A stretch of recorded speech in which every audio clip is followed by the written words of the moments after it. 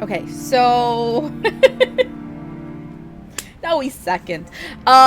So we do have 3 new places that we can go check out because we need to get items to to upgrade the machine, to make this machine or upgrade it or whatever, so that we can try and get proof of spectral activity, I guess.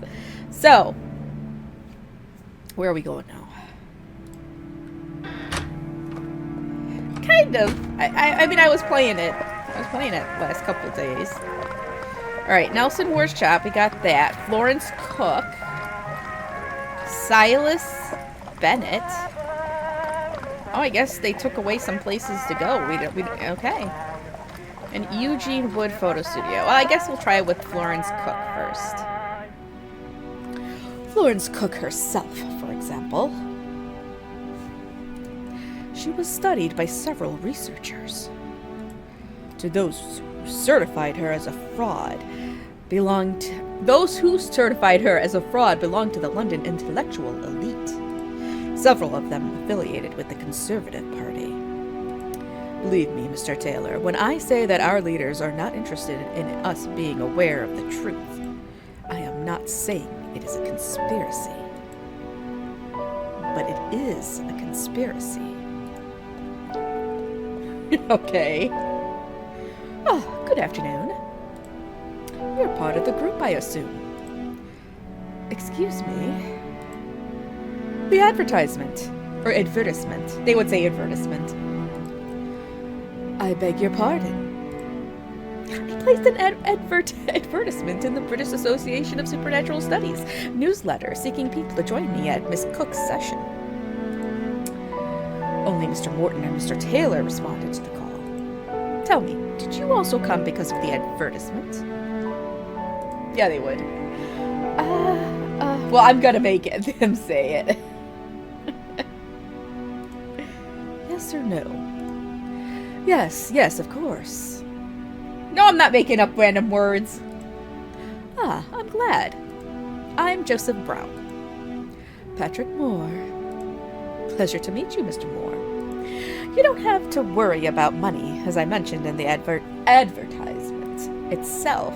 It's all paid for. I appreciate that. I hope you don't think Katie King is a fraud, as they have tried to make us believe. Well, I suppose we'll find out soon. Of course. That's the idea. Oh. Gentlemen, Miss Cook informs me she's ready. Remember to remain silent throughout the session. It's of the utmost importance that no matter what happens, and no matter what you see, you do not leave your seat. Oh, well, we will see. Will we see Katie King? Oh, I need to get your VIP badge. I keep forgetting to do that, but don't worry, I will do it after the stream. I cannot ensure that, but it seems that this evening the medium spiritual energies are in full swing. So, your wish will probably come true. Fascinating. If you would be kind enough to join me.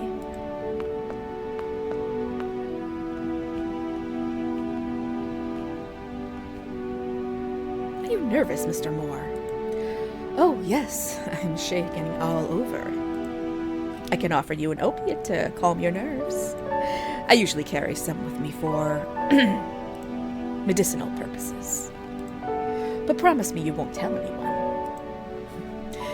It won't be necessary. Shall we go in? Yes, of course. Oh, come on, I wanted to poke around. Look at all this stuff. I suppose my niece has informed you of the guidelines to follow during this session. Know that communication with the spirit world is very delicate. Any unexpected event could result in the loss of connection with the beyond. Therefore, allow me to remind you of what you must not forget while the medium is in a trance. You cannot rise from your seat once the session has begun. It Katie King were to manifest, do not speak to her. She cannot see or hear you.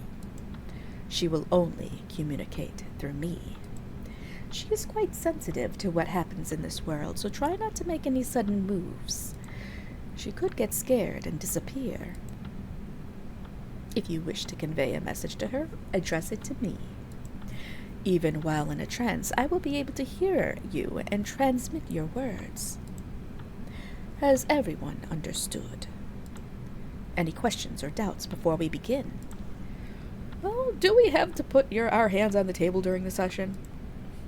Do you have psychic powers, Mr. Brown? Me? No. I don't have any. Then let the medium be the one to place her hands on the table to channel psychic energies, all right? Yes, of course. Let's begin. Katie King, daughter of John King. You who left this life to join the world of the dead. You who have been living in the shadows ever since. I summon you, O wandering spirit. Let us witness your presence in this world to which unfortunately you no longer belong. Leave the darkness and join the living.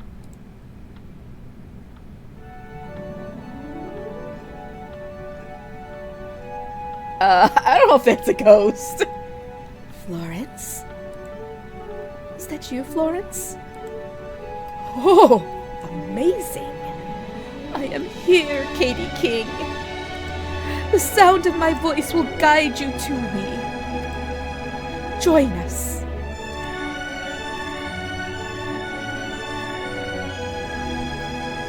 The researchers were right. The manifestation emanates the scent of flowers. I feel life in this place. You are not alone. No, dear. I am accompanied by people who have come to see you. Who are they?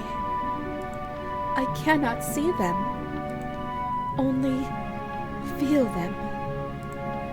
Mr. Brown is with me on my right. Opposite me sit Mr. Morton and Mr. Taylor. And finally, Mr. Moore is on my left. Nice to meet you, gentlemen. Katie says she's pleased to meet you. We can hear her. Unbelievable! Katie King must be using all her energy to communicate with this reality.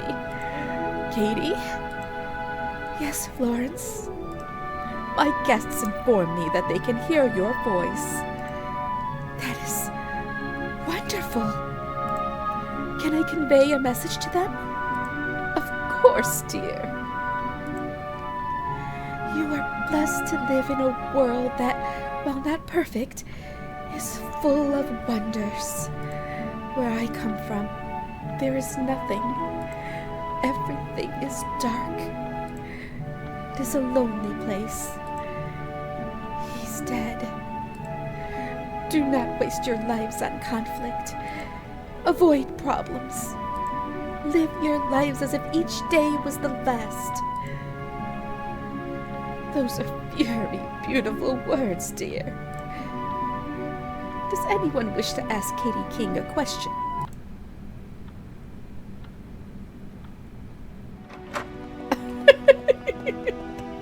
Hey, Trevor. I feel like that was also a hoax. Gentlemen, Katie King exists. The session has been a success. We should celebrate. I know an exquisite restaurant not far from here. What do you think about going to the Regent Street Smokers Club instead? Good option, Mr. Morton. I know a brothel that... Mr. Taylor's option. You've heard Katie King. We must live life. Let's get moving, gentlemen. They're going to a brothel.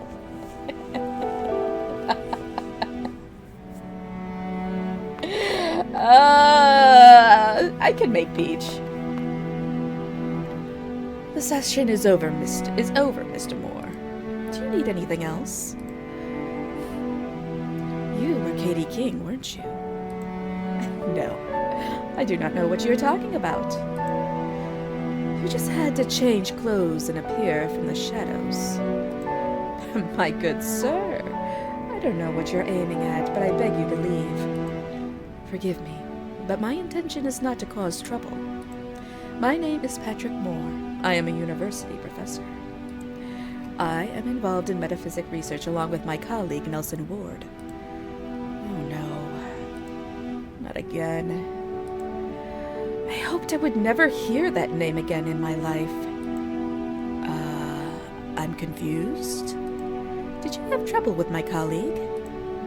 I will tell you the same thing I told Professor Ward. You will not get the ectoplasm sample at the expense of my aunt's life. So you can? Enough, Charlotte! But Aunt Florence, I said enough. I've made a decision. If you'd be so kind as to step aside, I need to speak with this gentleman.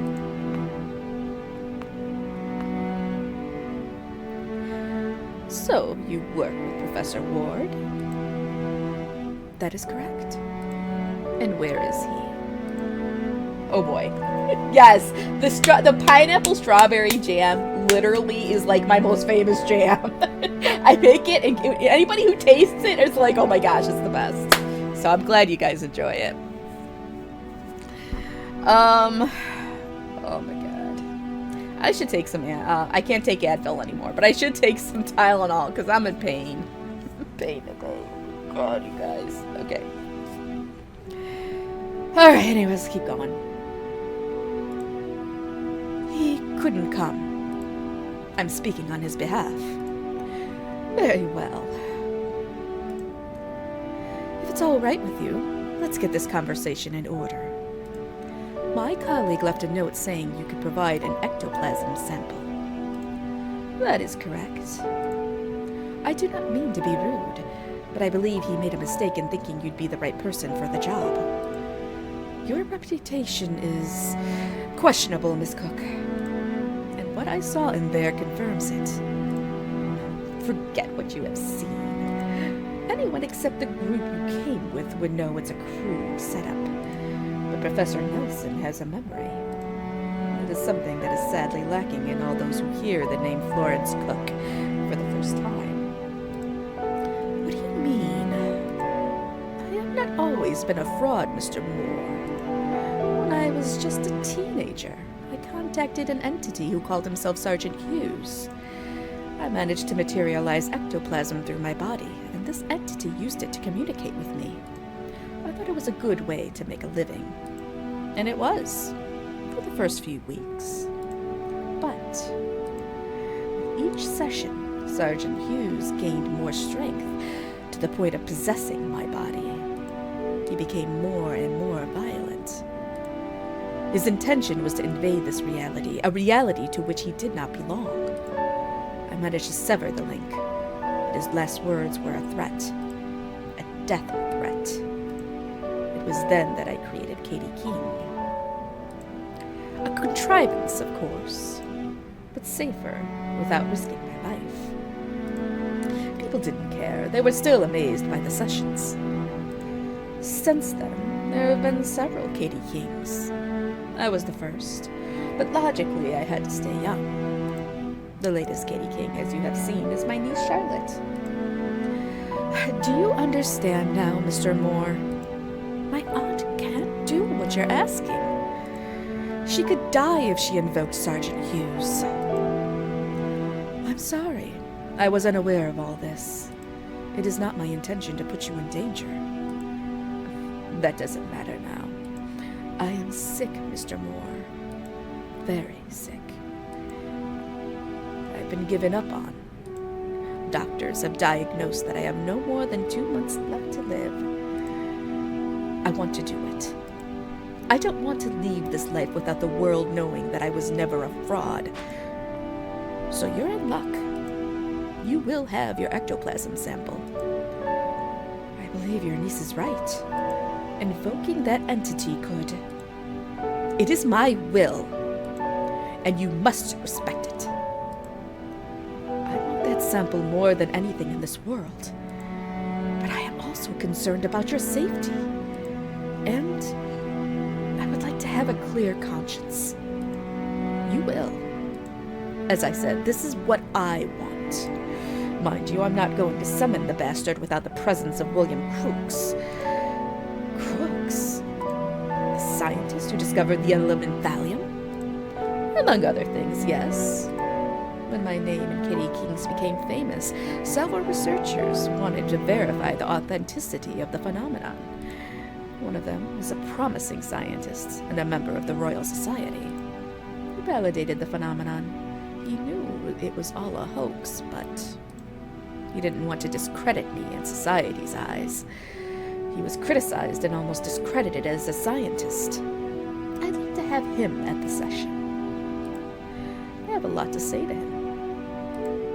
He was an important person in my life, although I doubt he'll accept the invitation of my niece or I reach out to him. If my niece, whatever. Tell me, Mr. Moore, can you get Mr. Crooks to come? Know that I won't lift a finger without his attendance. Yes, I'll try. He resides in Berkeley Square. Ask any coachman nearby and they'll tell you where to find him. Bring Mr. Crooks here and we can start the session. In the meantime, I'll begin the preparations.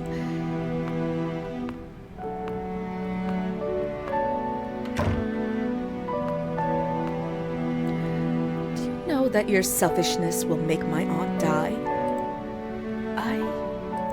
Forget it. I'm outnumbered.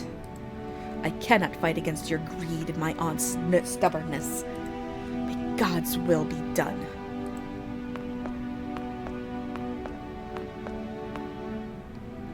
Okay, so now I can talk. You guys are all talking there. BB10, if you want some of these jams, I will send them to you. I will send them to you. I send jams to my friends. I make them as gifts, so you just let me know. And I'm, stop bullying Trevor. What is going on over here?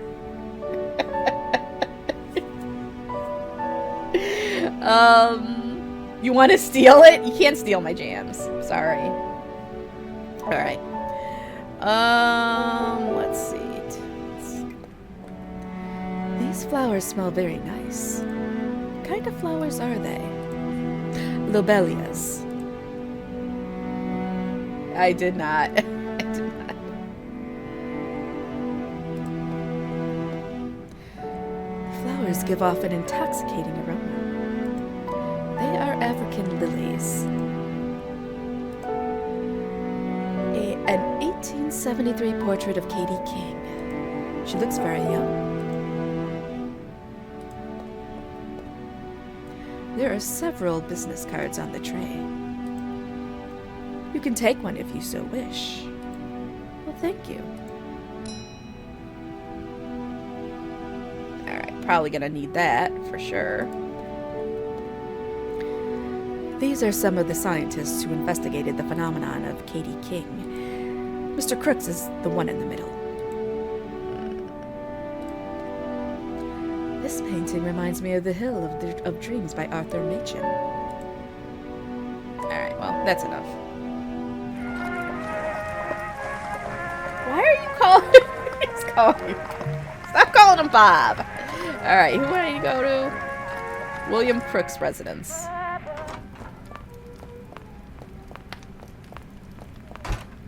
I will inform Mr. Crooks.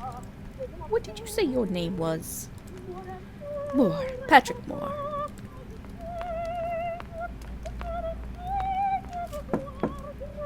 Mr. Crooks? A gentleman named Patrick Moore wishes to see you.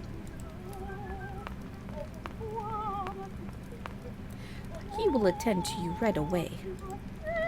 Thank you.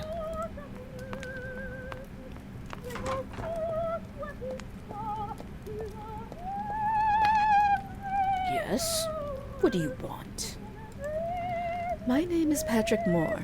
I am a university professor. What field? Medicine. Nice to meet you. Although I come to you as a metaphysic researcher. An interesting pseudoscience. Certainly interesting, but unproductive, if I may express my own opinion. Mr. Moore, I am aware that I am known for having been involved in these matters in former times, but all that belongs in the past. I don't know how I could help you. I do not want to bore you with details, so I'll be brief. I am completing a machine that will be a breakthrough in the field of metaphysics. You have my attention. Continue. But I need several elements to carry it out. One of them is a sample of ectoplasm that the medium Florence Cook could provide me. Florence. Did you say Florence Cook? Yes. I will save you some time, Mr. Moore. Florence Cook is a fraud. I also doubt her mediumistic abilities, although I have my reasons to give her the benefit of the doubt. That is your choice. Don't say nobody warned you. She asked me to beg you attend the session. She won't do it if you're not present. No. I know that. I am not getting involved in this, sir. I have been nominated for the Nobel Prize several times, and I was recently knighted. The last thing I need is to be associated with these matters again. I'm sorry, I can't help you. Oh boy.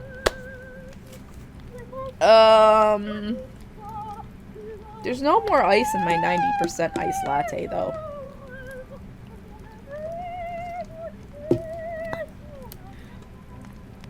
Name of science. It won't take much of your time. Aren't you curious? Is he threatening you guys with his abilities? With his authority?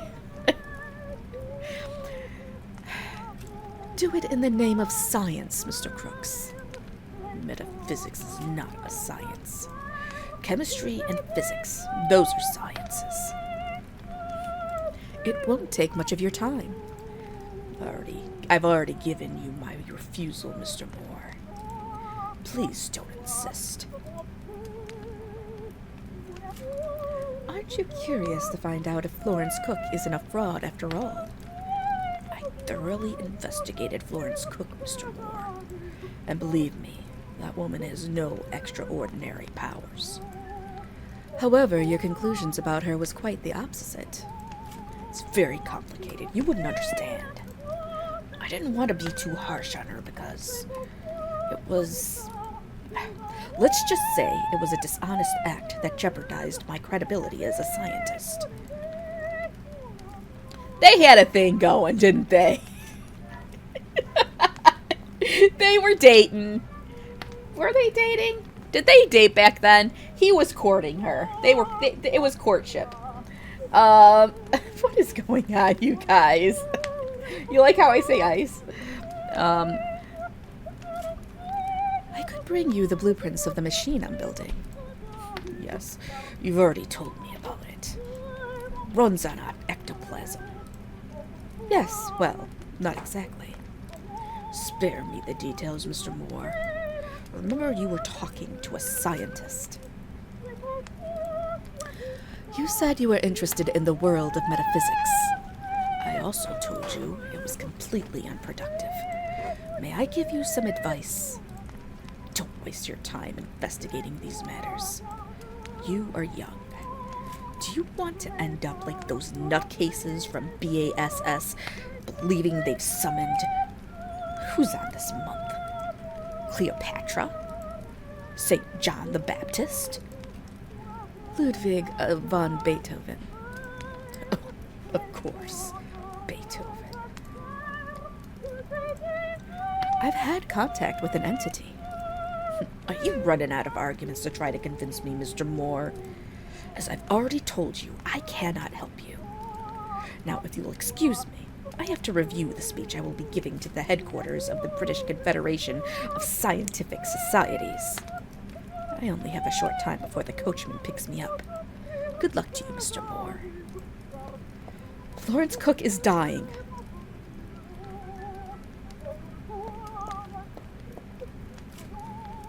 what's wrong with her.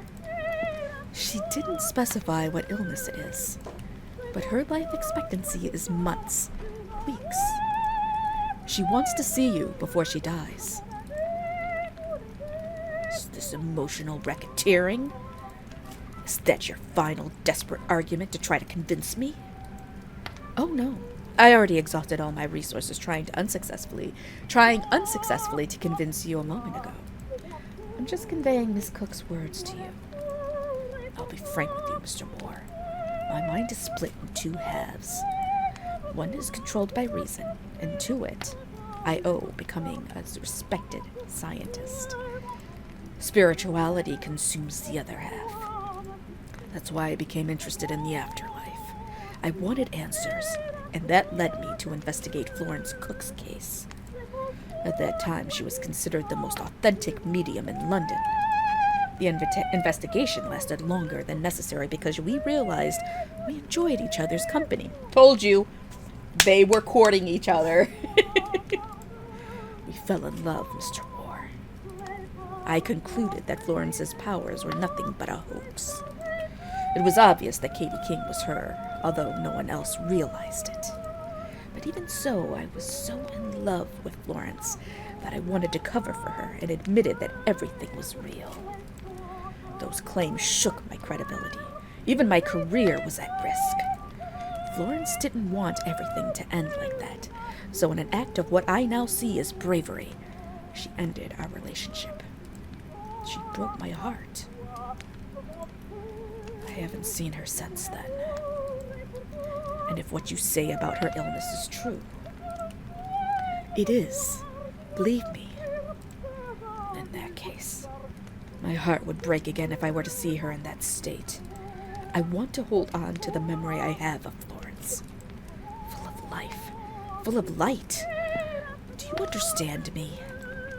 But please respect my decision. And please apologize to Florence for me.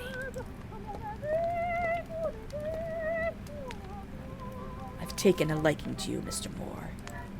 You'll be welcome in this house any time, even if I'm absent. Feel free to consult my library whenever you want. Do you know Deshay? Of course.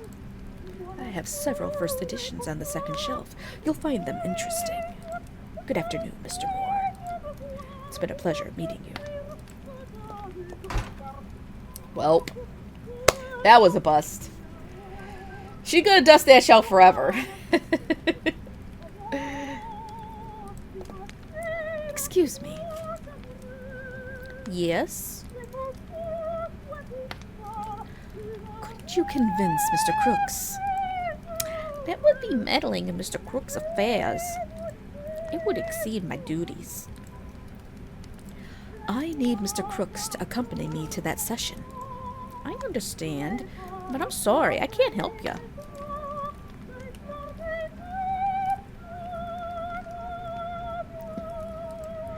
Where are they expecting Mr. Crooks? He has to give a speech at the British Confederation of Scientific Societies. The coachman should be arriving soon. And there's nothing you can do for me, right? I'm just a simple maid, sir. I apologize for interrupting. Carry on with your work. Thank you, sir. All right. A bit of warmth is appreciated after spending the whole day walking the cold streets of London. I no longer need to watch the clock for the university board to decide whether or not to close the Department of Metaphysic Research. Beatrice is right. If we manage to make the Box of Revelations work, we will prove to everyone the existence of the spectral world. What? Why are you crying? Why? BB10! Oh my god! That's it. That's it. I'm getting the paddle. I'm getting the paddle. Don't you be giving me that face. Paddle. Fatigue is starting to take its toll on me. The dark circles under my eyes are becoming more and more evident.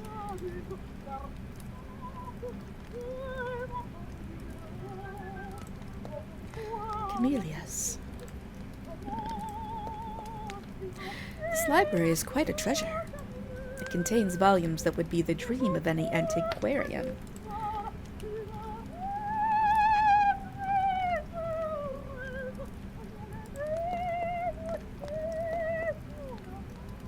Sir, Mr. Crooks is reviewing his speech. I don't think he wants you to be disturbed. Or he wants to be disturbed. Oh, yes, I'm sorry. I guess that was all I can look at. But I feel like him saying something about the books and I'm welcome anytime, even if he's not here, means I will probably need to come back and grab one of these books at some point. You know what? CPS, really? Really? Alright.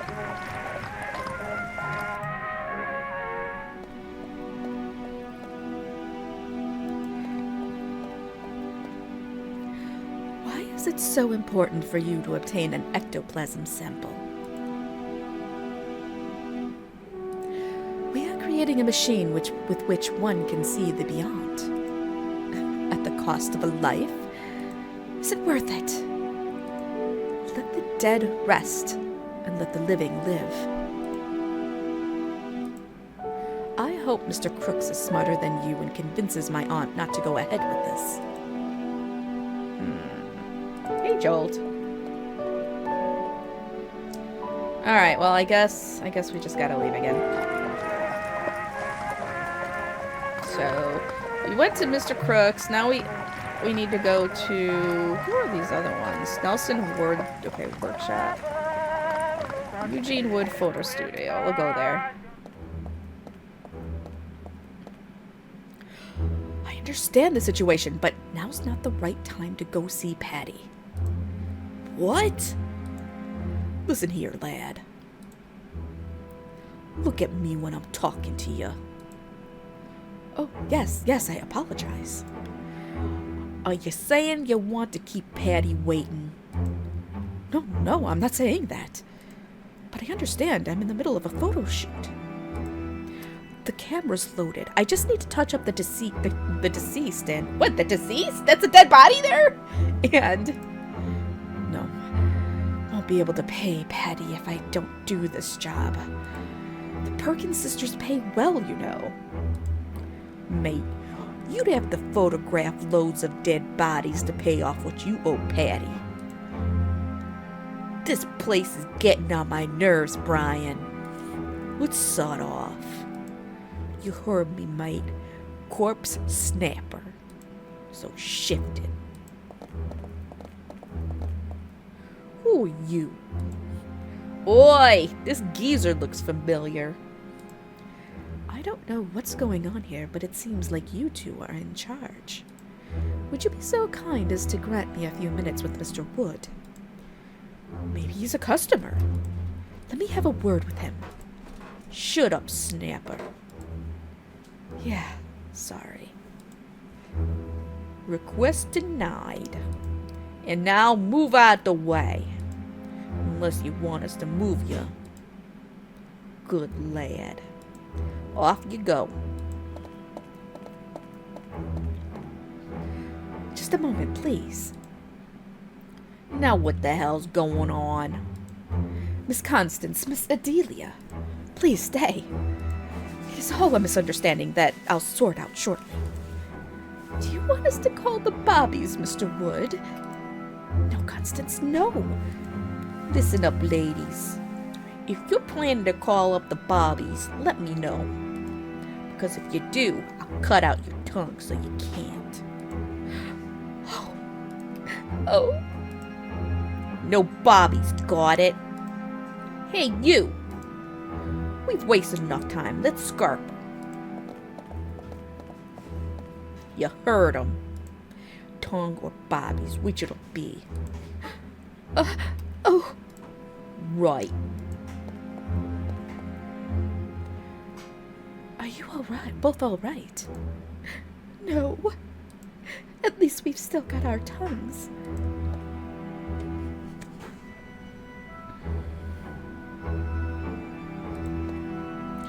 I am deeply sorry for your loss. Thank you so very much, sir. Where did they take the photographer? Seen that bold act of thievery, did you? What's the world coming to? King George should kick all those Irish out of our land. They were Paddy's men, sir.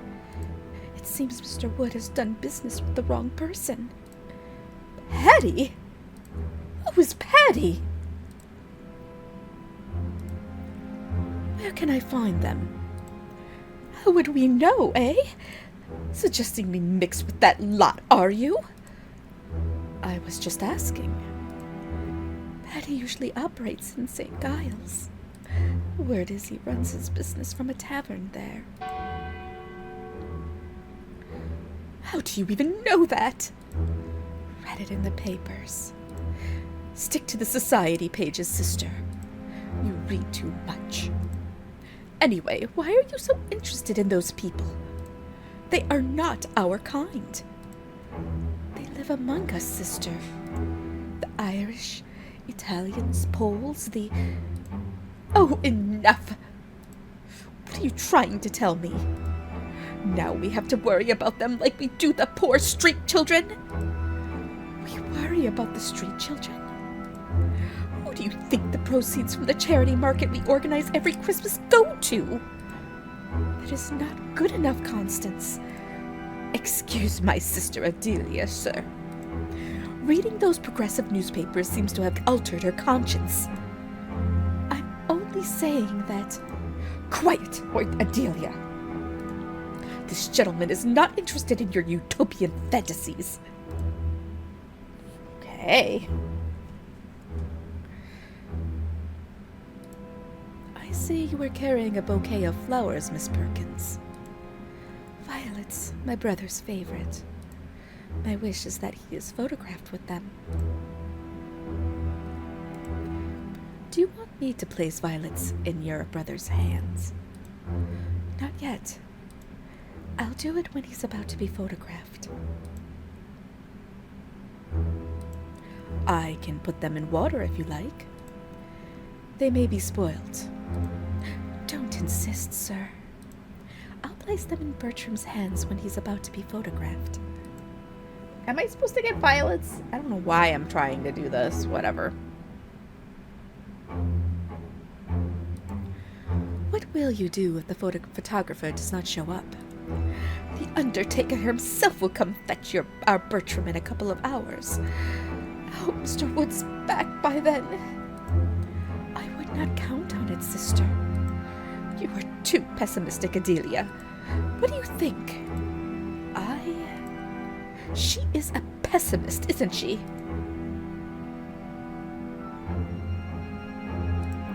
I hope the whole matter will get sorted out.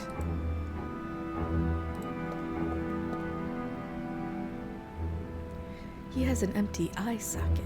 He has empty eye sockets. Ugh. We don't wish to remember our brother in such a state. The photographer said he would fix it. It shows an infant no more than a year old who appears to be asleep. Alas, he was not. I see nothing of interest in this piece of furniture. Perhaps the drawers hold some aid. Only photo albums. Let me inspect the other drawer. More albums of photographs.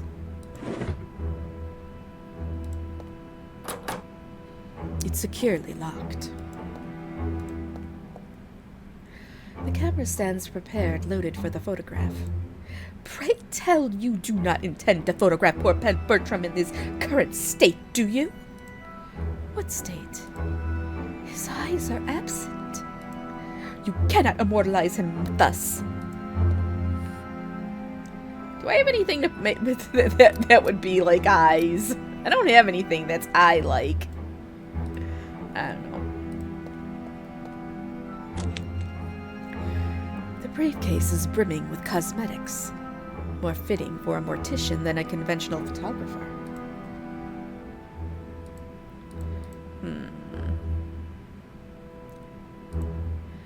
these individuals were deceased when they were photographed. Like those on that wall. And the ones in those frames on the floor. Well, I don't think I'm getting anywhere fast here. Yeah, I'm not gonna do that baby thing. Alright, so there's another place. St. Giles, right?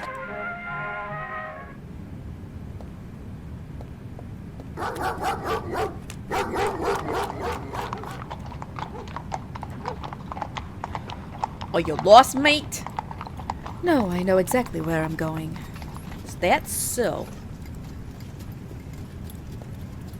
Oi, oi, stop! Where do you think you're going? Well, To have a pint. only strong drinks are served here. You don't like it? You don't look like you can handle even a glass of milk. So tell me, what brings you here?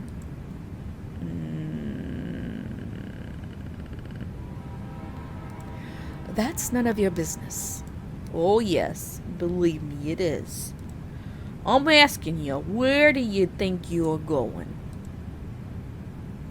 I need to see Patty. And does Patty want to see you? I don't think he will wait for me, but I must speak to him urgently.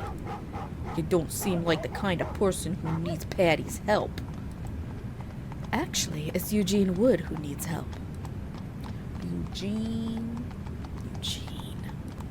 Oh yes, the photographer. He's dead. What?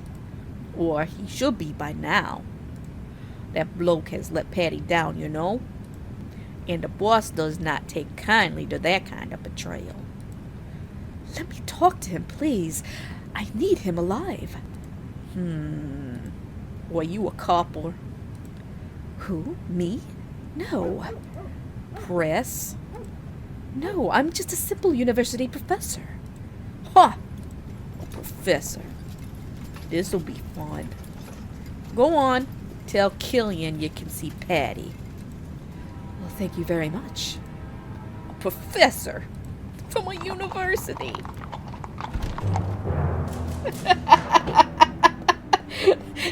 I'm just trying. What the? Hey, you! Come closer. How do you get in here? The guy at the door gave me permission. Declan's been letting in a lot of riffraff lately.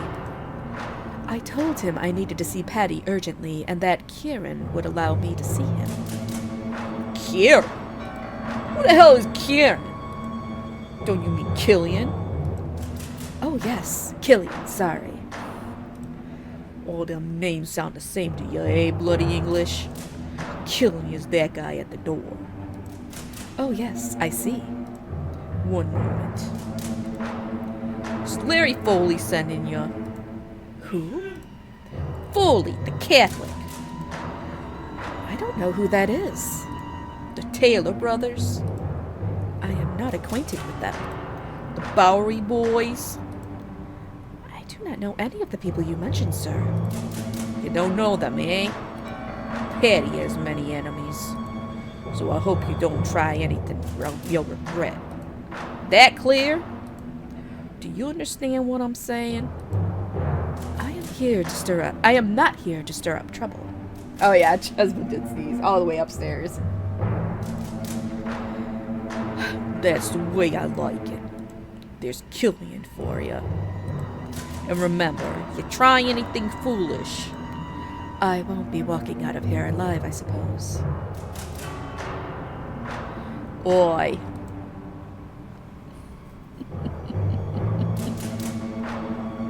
It was a sneeze. He did. It was all the way upstairs. He used to scare the cats with his sneezes, too. With Daisy, when she was still around, he would sneeze and she'd just run. They are talking to each other. I should not interrupt them. Hey! Leave Fergal alone. He's not having a good day today. I didn't mean to bother him. Good.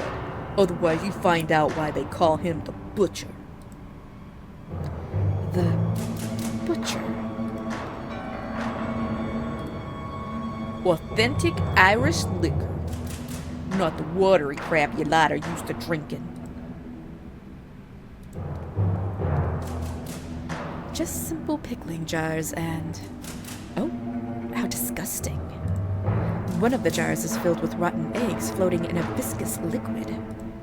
What the devil? What are you on about? This jar of boiled eggs. It is in bad condition. Are you sure? The eggs are green, sir. Are you suggesting I'm serving rotten eggs to these gents knowing they're going bad? No, I am not saying that. Think I'd give Patty's men food poisoning out of negligence? No. Maybe you just did not realize the jar was bad. You don't like seeing that on the counter, eh? It is certainly unpleasant. Fine. Take the jar if you don't want to see it on the counter. What do I do with the... I said take it! All right. No need to get testy. I guess I got some eggs now. The contents are so rotten I can't even open the lid due to corrosion. That's your problem now. What? He is being really... Why are you being so... He's being such a bad... He's being so bad today. Oh my god. No, well, yeah. Oh, yeah, that's a good idea. Freshly baked. It smells delicious. Yes, doesn't it? Looks appetizing. Irish bread. Bloody hell. When I was a prisoner in Majuba, they fed us the same food as the pigs. And it still tasted better than English food. May I have a piece? Keep your hands off the bread. It's for the boys. Alright, fine. Killian, right? What do you want? I need to see Patty. The chap at the door said to talk to you. So, the door bloke? Eh? Hold on a minute.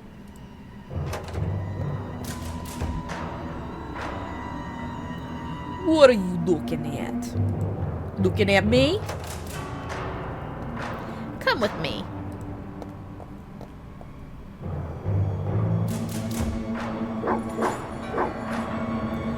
Stay put, Percival. Behave yourself, Percival. You've got a visitor. Killian, here by my side. Or here by me side. Me. Gotta do the Irish thing. And yeah, come closer.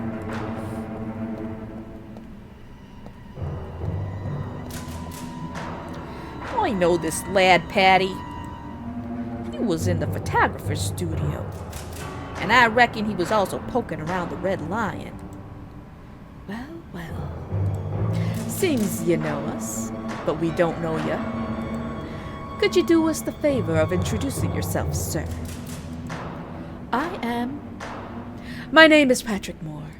I am a university professor. Oh, a professor? Are you here to give us private lessons, Mr. Moore? I am not here to give private lessons. Relax, Mr. Moore. 'Twas but a jest. Why is everything so dark here? Does it intimidate you, Mr. Moore? I felt intimidated from the moment I walked through that door. The darkness. That chained dog that looks like he has not eaten in weeks. Not to mention that machete on the table. Everything in this room intimidates me. I have what they call a touch of photophobia, hence the darkness. As for Percival, he's just overly enthusiastic. Regarding the machete, indeed, it's there to intimidate. I am not here to cause trouble. What Liam says seems so. Your man commented that he had seen me at the Red Lion and at Eugene Wood's studio. Believe me when I tell you that the places I have been and what has brought me to talk to you have been purely by chance. I believe you, Mr. Moore. You don't fit the bill of my enemy. And if you were, I fear you wouldn't leave here alive. Aye, lads? Get to the point, Mr. Moore. What's it you be wanting from me now?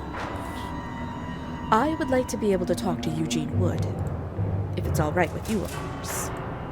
I reckon there's a bit of a problem. By now he should be pushing up daisies. Or maybe he's still kicking. Who knows for sure? You know what, Mr. Moore? Mr. Wood came to me because his business was going downhill. And I ain't surprised one bit. Who in their right mind wants a photograph of a dead loved one? Can you picture it, Mr. Moore? Take a gander at me photo album, Mrs. Parker.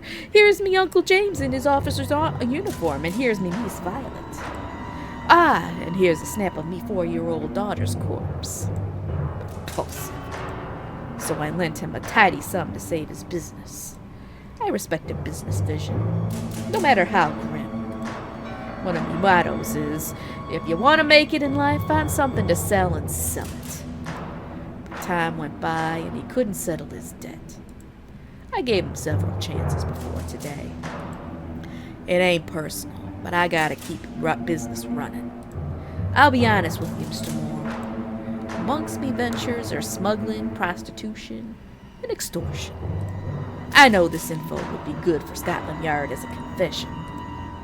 But we know Mr. Moore here won't spill a word. Ain't that right, Liam?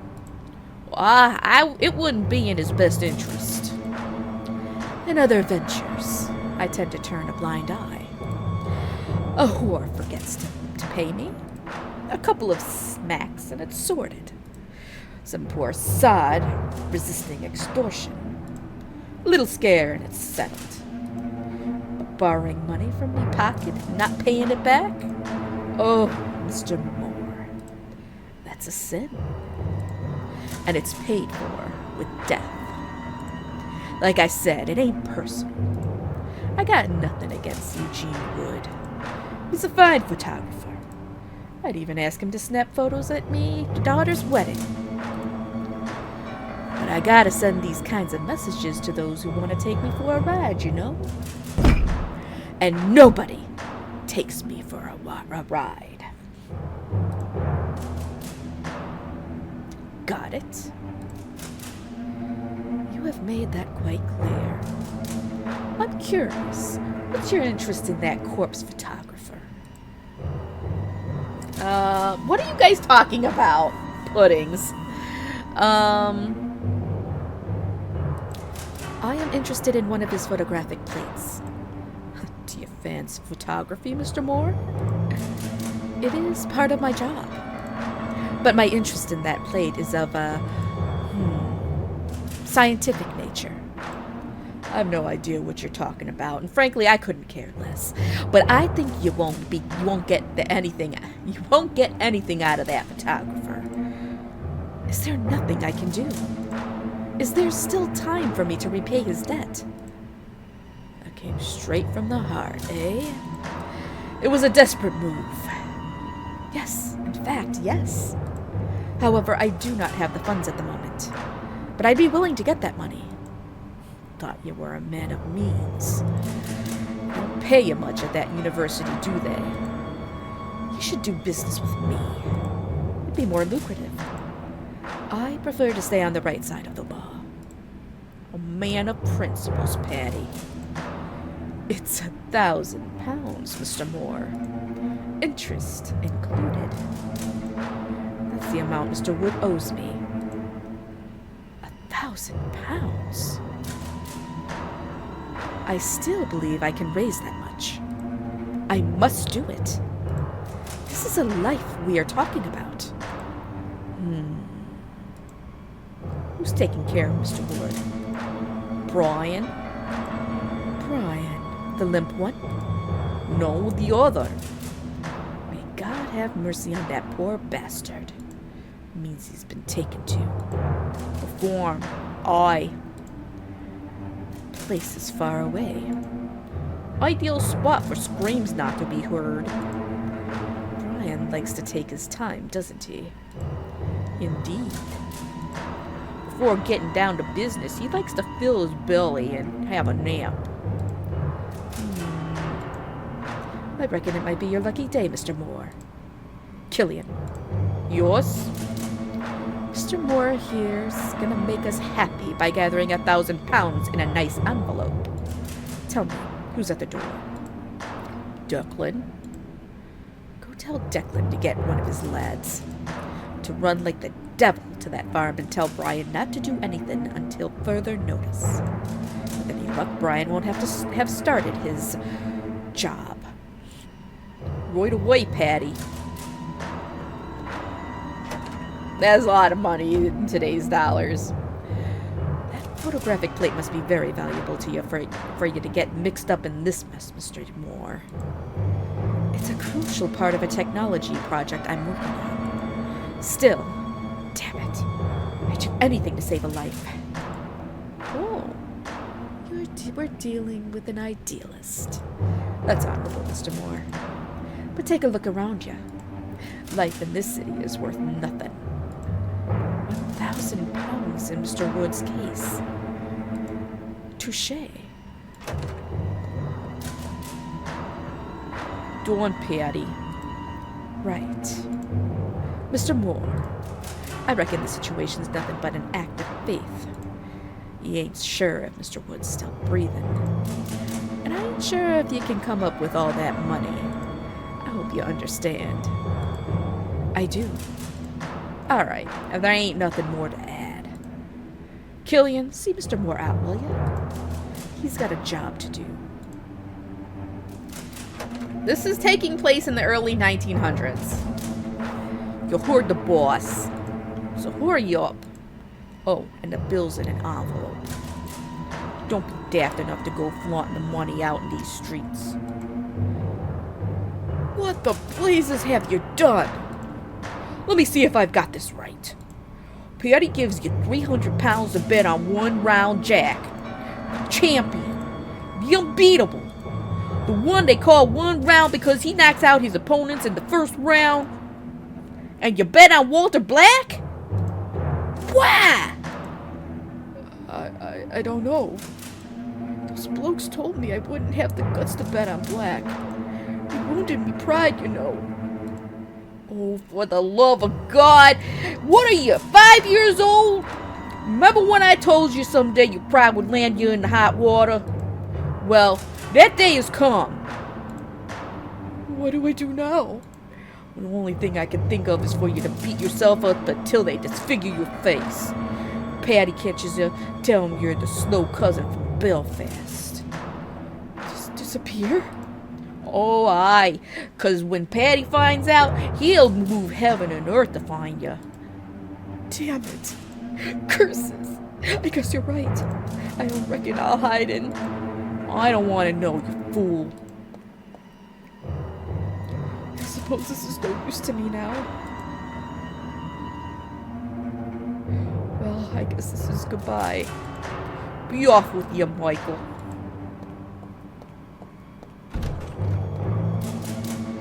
Damn idiot. What did he...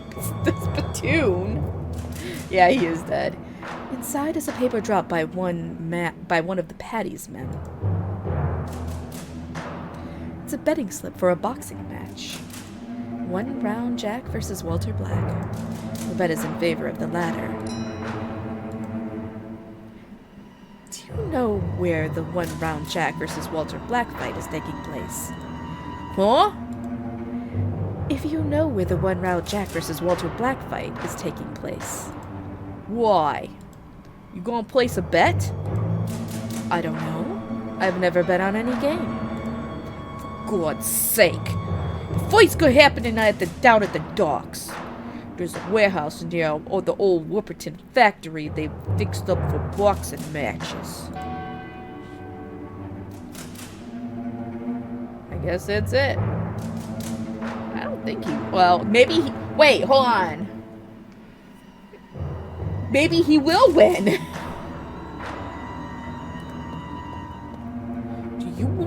Do you be wanting a drink? I do indeed. Well, then be off to another tavern. Here I only serve patties, man. I'm not gonna win £1 billion. A word of advice, don't make Patty angry. I didn't make him angry. Surprisingly, they're dirtier than those at the Red Lion.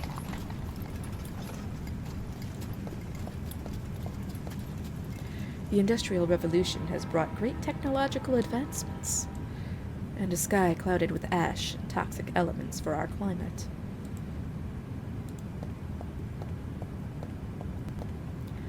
An old Brook soaps and covering a Carbosil soda one. Oh, ad. I don't know why I can't read today. An old Brook soaps ad covering a Carbosil soda one. Okay.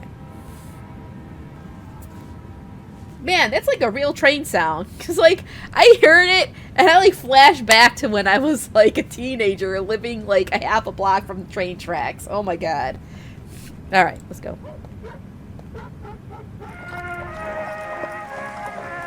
All right, so I have to go down to the docks.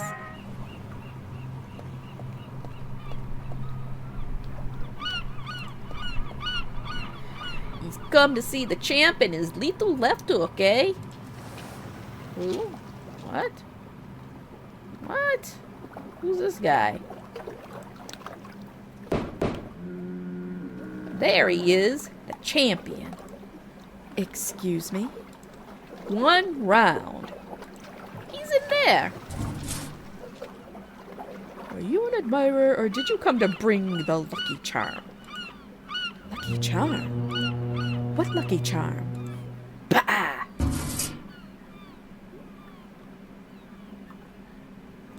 It's a verb.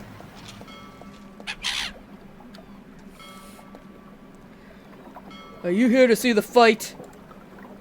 Yes, why not? Then you'll be pissed. It's full up. Can't squeeze in another soul. Bets are closed, mate. Is the nickname One Round Jack true? You bet it is, mate. His opponents get knocked out in the first round. If they got to the second, they'd have to call him 2 Round Jack, wouldn't they? There is a logic to it. If One Round Jack is unbeatable, why gamble? I mean, who in their right mind would bet against him? 1 round could have a good day, don't you think? Has he ever had a bad day? Not in a million years, mate. Another possibility is that his opponent might be better than him. Is Walter Black better than him? Black? Are you kidding? I don't think he'll last half a round. How much would I win if I bet on Walter Black? Let me think. 70 people have bet on 1 round. If you take away the commission, it's, a clean £1,000. £1,000?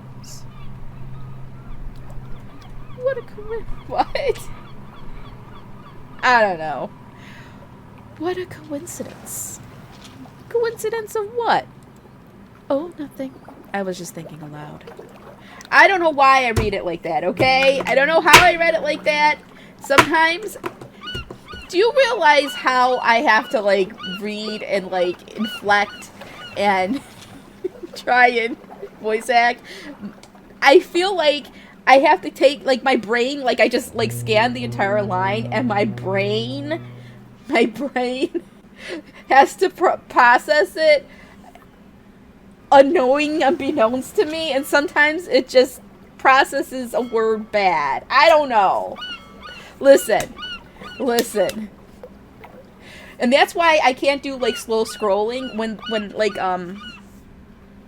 I'm reading stuff that's like a slow scroll. I have problems with it because I have to take the full sentence. My brain has to take the full sentence and then I go through. So, I don't know, poor Dusk.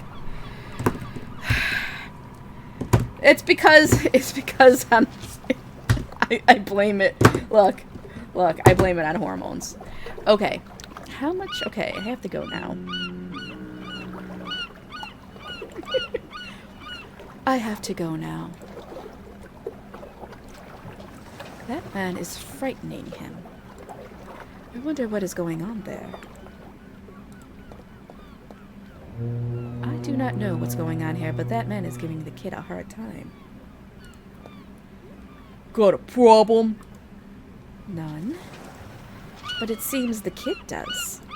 Damn right he does. But this is between him and me. What the hell do you want? May I inquire what happened? Thinks I nicked a penny, sir. Is that true? No, sir, it's not. Lying little brat. Oh boy. Why would I be the best villain?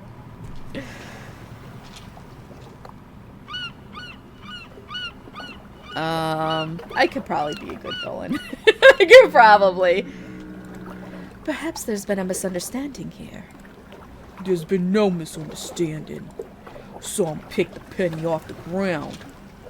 It was a bottle cap, sir. Can we have a recap of what happened? Lost a penny on this dock, and I saw this midget pick it up off the ground. It was a bottle cap, sir. I've already shown it to him. You would not be lying to this gentleman, would you? I don't know if you noticed, but he is one of Patty's men. You have to be careful with these people. I know. That's why I wouldn't dare lie to him. I was playing marbles when I saw something shiny on the ground. Thought it was a coin, but it was a bottle cap. And I was glad it was. Old Griffiths pays 3 pennies for 100 of them, and I already got 70. Pennies? No, caps. You heard the lad. I do not think he's lying to you. These snots would kill their mother for a penny.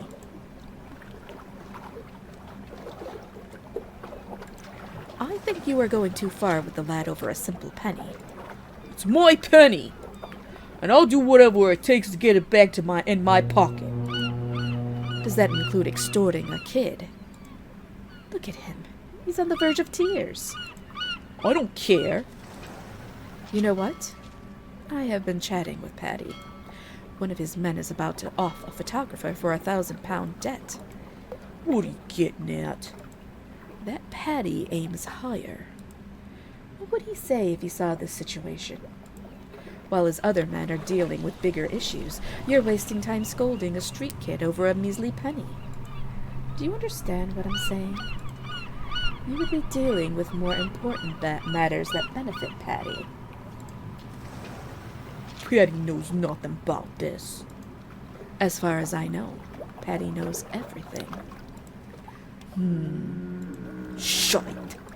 I'm out of here. Not a word of this, mate. You haven't seen or heard anything. And you, kid, I hope I don't see you around these docks again. You won't, I promise. Bah!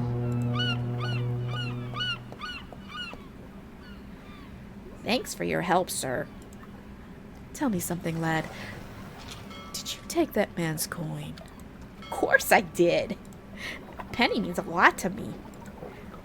You should have admitted it. Would have been the sensible thing to do. That bloke wouldn't have settled for just getting his coin back. He'd have given me a hiding for picking it up. That's why I'm thanking you again. And as a token of my gratitude, I'll give you this pair of marbles. Of marbles. Oh no, you don't have to. Take them. They're new. For your kids. I don't have kids. Then for you. Got more in my bag. I got eyeballs. I got eyeballs now. And now I must be off. Gotta spend this penny on sweets. By the way, what's your name? Patrick Moore. Fred. Pleased to meet you. I'll tell everyone that Patrick Moore stood up to one of Patty's men. You're a hero. I don't think that's a good idea. Don't be modest. Don't do it! You are going to get me in trouble. Uh-oh. Excuse me, but may I inform you that these waters are too contaminated for fishing? So what? Whatever you catch would not be very healthy. Oh, excuse me for not being able to afford some fancy fish at Varies. Mind your own damn business and let this old man fish in peace. Okay. Alright, so now what do I gotta do? I have to bring some type of... I wonder if he would take these. I should knock first. Are you an admirer, or did you come to bring the lucky charm? Yes, here it is. Yes, here it is. Let me see it. Okay, let's see. This is not the lucky charm. Dang it. Alright, I gotta go get a lucky charm now. Dang it, I have no more of my latte. Just one last sip. What am I gonna drink now? Alright. Alright. Alright, let's go to Silas Bennett's office. Lucky charm. Yep. I don't know, I just do horrible accents, but at least I try. Number 5, here it is. The London Archaeological Society. I hope Professor Silas Bennett can tell me something about one of the pieces from the Box of Revelations. No, I can't do wines because we're going to see, we have a date tonight. A date night. We're gonna go to dinner and we're gonna go see, Daredevil. Not Daredevil. Deadpool and Wolverine, so...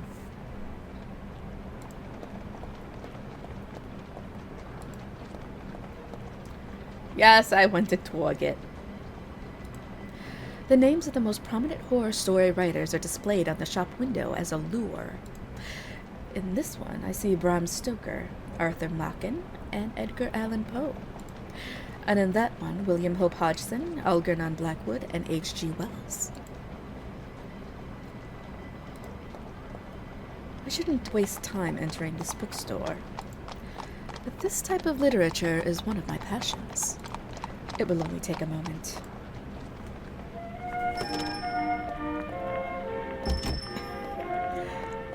Welcome to my house. Come freely, go safely. And leave something of the happiness to you bring. Dracula. Ah, I see you are one of us. One of whom? You know? Excuse me? An aficionado of fantastical and horror literature. Ah, yes, I am. Well, you have come to the right place. Feel free to peruse the store. We have it all. Poe, Wells, Verne, Blackwood, Machen, Bierce, Benson. You can also find the latest works by budding authors on the shelf behind me. I edit them myself, you know. Or, if you prefer, test your knowledge by answering my queries on the subject. Oh, thank you. Good afternoon. Do you have Anna Karenina? Anna Karenina? Yes, by Leo Tolstoy. Tolstoy? How dare you come into my establishment to insult me? Excuse me? Here we only sell the good Tolstoy, Alexei. Who? The author of the family of the Vodolak, you ignorant fool. Go to one of those bookstores that shun this genre. You will surely find what you seek there. I was just asking for... Close the door on your way out. You're insane. Anna Karenina. Isn't that a lewd book? I'm pretty sure it is. I think it is. BB10 is Anna Karenina lewd book.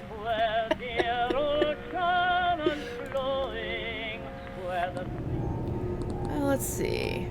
The Stygian Pond. Report from April 3rd, 1903, as featured in The Observer. The police investigation into the gruesome murder that occurred last Tuesday in Berkeley Square continues. Scotland Yard's handling of the case is facing fierce criticism from the Baron's family, who are pressing for the culprit to be found. Rumors abound that even the victim's identification presented serious difficulties. Algernon Thyne's head has been described as a mass of bruised flesh and broken bones, purportedly bludgeoned with one of his own canes, found in pieces next to the corpse. How do I know this? I think from watching some type of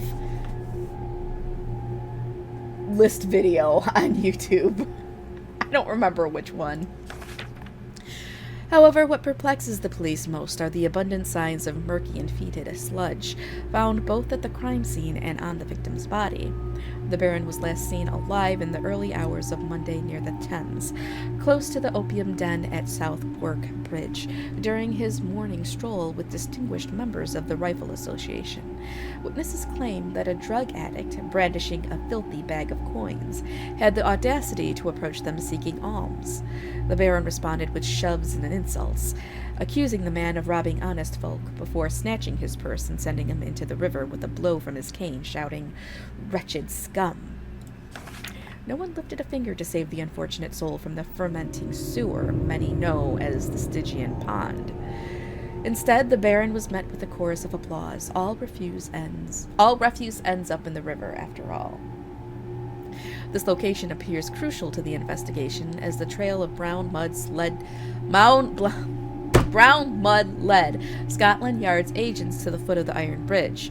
However, as the tracks vanish into the river, it seems the case has hit a dead end. Several patrons of the Chinese opium den claim to have seen a noisome thing crawling to the Thames bank and disappear into its dark waters.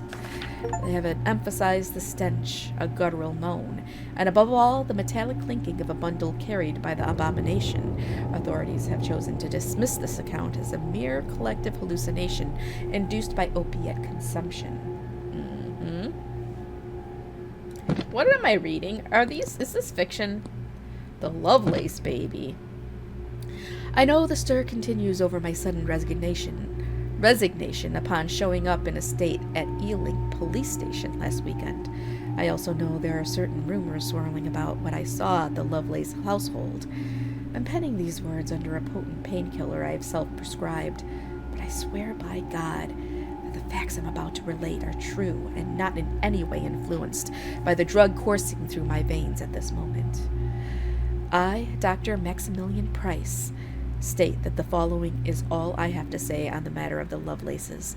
It will be the one and only statement I make or write on this subject. Upon seeing the ulcerated bosom of the corpse on the table, I dare to presume, without the need for tumor markers, that what had killed Lady Frances Lovelace was Pagot's disease. I would have issued the certificate on the spot if not for a small detail that stayed my hand.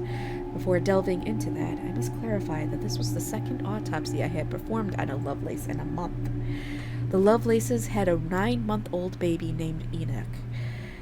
Lady Frances, of course, adamantly refused to nurse the child, claiming that was something for animals.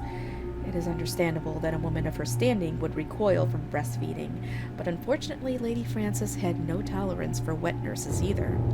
She became hysterical when anyone touched Enoch. See, I knew it was a super lewd book. Yeah. I'm trying to remember where I heard about it. I don't know. It was on a YouTube video. I suppose it was desperation that led the old-fashioned Lady Frances to confer her troubles to science, but she resorted to a feeding bottle, one of those nursing bottles that have become so fashionable.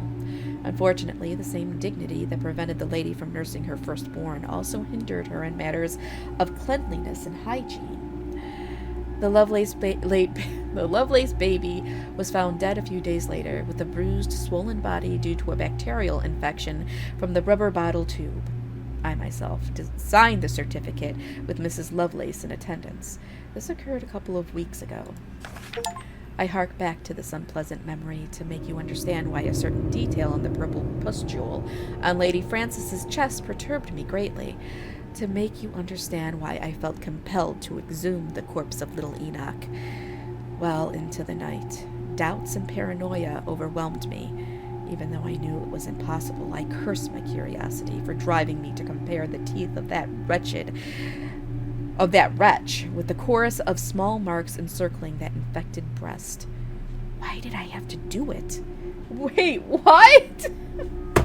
What? What is this?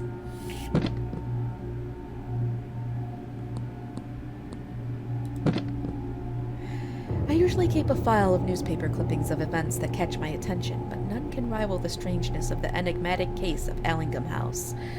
Here's the clipping I preserved.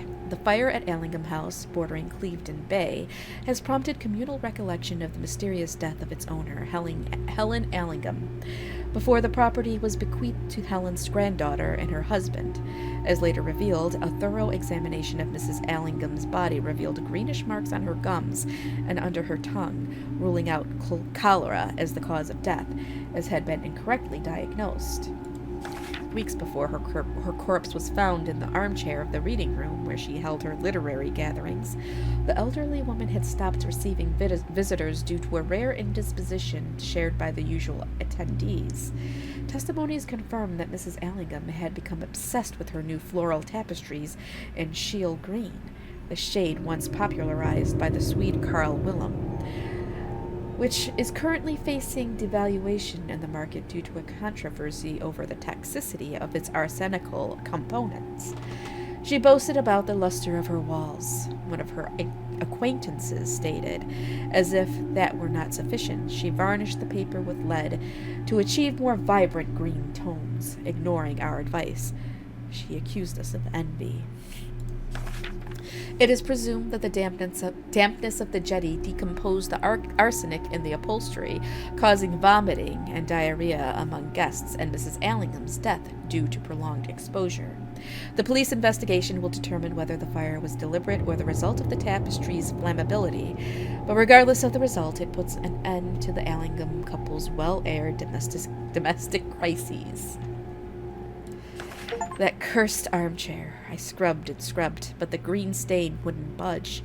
It lingered there, glowing in the darkness every night, changing positions, Elizabeth Allingham declared just before her husband dragged her away from journalists, citing post-traumatic stress. Except, I don't think post-traumatic stress was a thing back then. Alright, this is the last one, right? Oh, did I do this? I'm just reading these, you guys. I hope you're enjoying them. I'm getting achievements. It was an open secret. Arthur Black beat his wife. The Blacks were a working-class couple living in one of Glasgow's dirtiest neighborhoods. They lacked access to clean water and lighting, and their combined wages barely covered their needs. Bessie found it hard to recognize her husband in the blackened figure that returned home at night. He seemed like a shadow of himself in every way. In addition to being tough labor, chimney sweeping paid poorly. Every coin that fell into Arthur's hands bounced off the pub bar, and when Jin couldn't ease his troubles, he tried his luck with his wife. He would always deny it, but the soot marks on Bessie's bruises held an undeniable confession. It was said that Bessie was a good mourner because she vented her own pain at funerals. It was also rumored that she dressed in black not as a sign of dedication to her profession, but to conceal the stains on her clothes. Around the neighborhood, we speculated about what would finish off Arthur Black first, the alcohol in his liver or the soot in his lungs. What we all got right was the imminence of his death. To no one's surprise, Bessie shed not a single tear at his funeral. Widowhood seemed to promise a better life for Bessie, but nothing could be further from the truth. The night after Arthur's funeral, I approached her house, driven by the screams. I found her crouched in a corner, pointing at the wall with her trembling finger. She claimed her husband had returned, but all I could see were soot stains. The screams repeated night after night, but I became more concerned about the sudden silence. The bobbies found her unconscious on the bed. She had attempted suicide by strangling herself with her own hands, judging by the marks on her neck. Bessie was admitted to Claybury for her own good. The doctors restrained her to the bed by the legs and arms to prevent her from harming herself in a fit of hysteria, but it was futile. They couldn't explain the sooty trail of footprints in Bessie's cell the day they found her suffocated, tongue out, and even less the black marks that reappeared on her neck. That was a ghost story. All right, last one, and then I'll have all the achievements here. The Ouija board. We could have been 3 bored old ladies at another dull tea gathering. Heaven forbid. Lillian had invited Margaret to her garden as a gesture of apology after mocking her amethyst necklace. Margaret has always been a bit resentful, so at Lillian's request I agreed to accompany them both to help smooth things over. I brought scones and sandwiches, and Margaret brought imported green tea from Benares. I was about to kick off the evening with the latest gossip when our hostess surprised us with one of those alphabet boards to communicate with spirits. She had pilfered it from Charles' cabinet, who was involved in the Golden Dawn. Quite audacious, that Lillian. What noble lady rummages through her husband's belongings? Oh well, since she couldn't find the planchet, she tipped a teacup onto the wood and placed a finger on it. She had seen that little art 1,000 times in Charles's sessions. Lillian urged the ghosts to manifest themselves. We went along with the joke as she began to slide the cup back and forth. But after a while, I noticed something odd was happening. The cup hopped over the letters, repeating 3 words incessantly. Danger, cup, death. Lillian jerked her finger off the cup like a spring. Her skin looked pale, even under her rouge. Margaret poured her some tea to calm her down.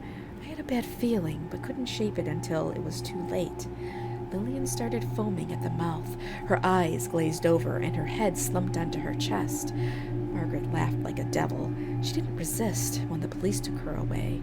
They would find belladonna in the tea, or some other poison. It was only a matter of time. If I hadn't been so skeptical, I might have suspected that the Ouija was referring to Margaret's teacup, not the one Lillian was using as a planchet. Before they urged me to leave the crime scene, curiosity led me to place my finger on the board's cup and ask a simple question. Who are you? When the cup started moving and the letters spelled out a name, I knew I should have bitten my tongue. Lillian. This time, it was me who burst into laughter. That was definitely impossible. I mean, how could someone communicate with themselves from beyond to try to avert their own death?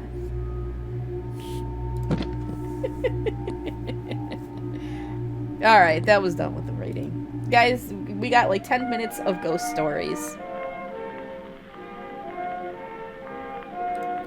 What's this bookshelf?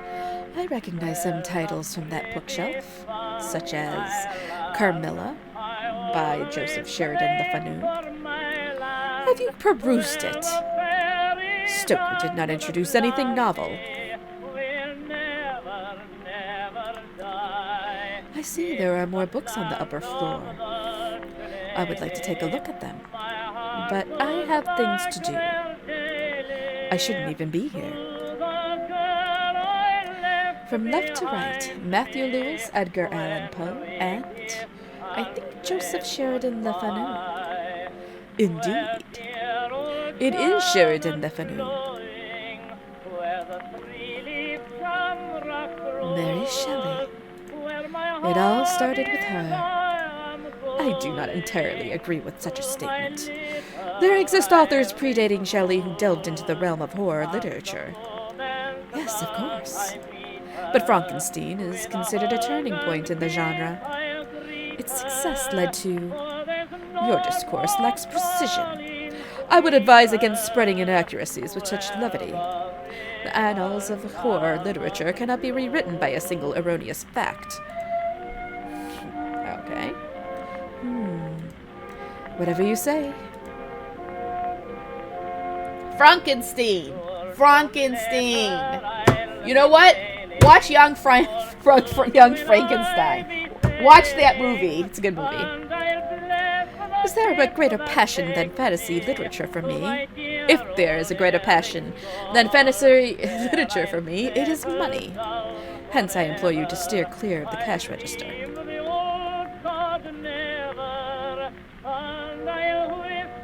Yes, that's it.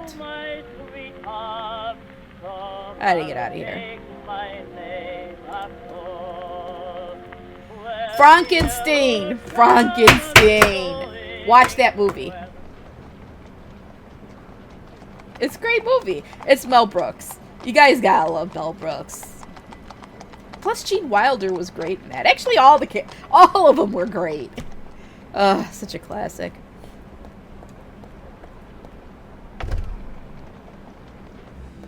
I know, knockers. The receptionist informed me that Professor Bennett's office is on this floor. It must be one of those two doors. I am not well versed in Mayan culture, but I would swear this is the temple of Kukulkan. I don't know if I said that right. It's not a 1912 movie, but they want you to make you think it's 1912. A moai from Easter Island. It is still unknown what these statues represent or what purpose they served. The Great Sphinx of Giza. The mysteries surrounding ancient Egypt have always fascinated society. Knowing this and capitalizing on the popularity of archaeology, many professionals delve into both tomb raiding and patrons' pockets. The text attempts to justify the looting of the exhibited pieces from the colonialism of the British Empire. According to the plaques, these are archaeological pieces found near the Amber Fort in the state of Rajasthan. A depiction of the eruption of Mount Vesuvius that buried the city of Pompeii in ash. The framed newspaper clipping next to the painting announces an imminent excavation of the site by prominent members of the London Archaeological Society. I know where the lost city of Z is. P. Fawcett. According to the plaque, this is not Professor Silas Bennett's office door.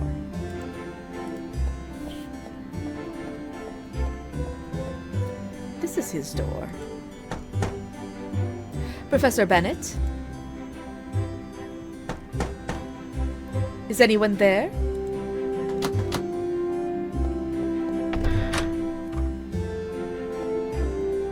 Sir?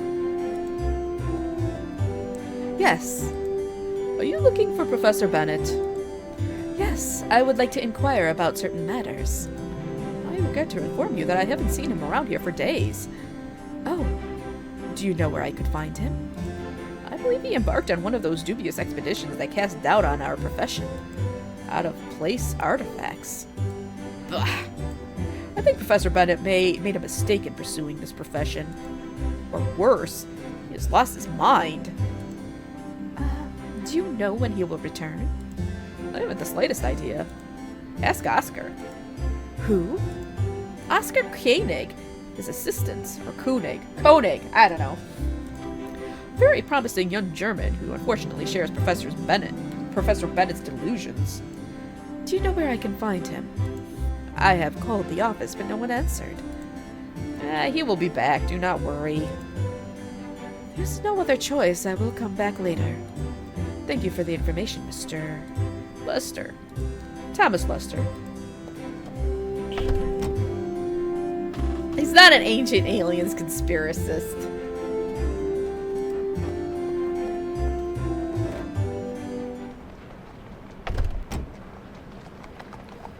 Well, dead end. But hey, there's an alley. Oh, shit. I need to go back. I want to check this place out. George Melly's a Star Film production. The ultimate film experience. Summoning the spirits. Evocation spirite, I guess. The tickets cost a penny. You can enter and exit the premises as many times as you like, so long as you keep your ticket. Oh boy, I need to go do that at some point. It's like we got like places opened, and then it just led to all types of more places. I don't know. Now what do I do? I should go talk to,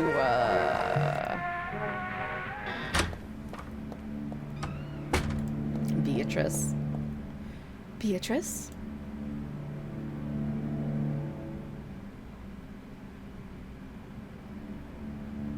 Yeah, I don't think any of that's gonna work. Well, I must thank you for helping me. Quite the contrary, Patrick. I am the one who is grateful to you. This whole affair has restored my passion for paranormal investigations. This is what I wanted to devote my life to. I feel rejuvenated. And it's all thanks to you and the mess Nelson has got himself into. But think about it. We are about to unveil the mysteries that lie beyond death. Aren't you nervous? Well, yes, of course. I was thinking of Benwell Street House. Yes, what about it? That is where we should investigate. But there are 3 men guarding it. It's impossible to access it unless we get rid of them. We will find a way to investigate there, don't worry. For the time being, let's focus on finishing the machine. Without it, there is no research.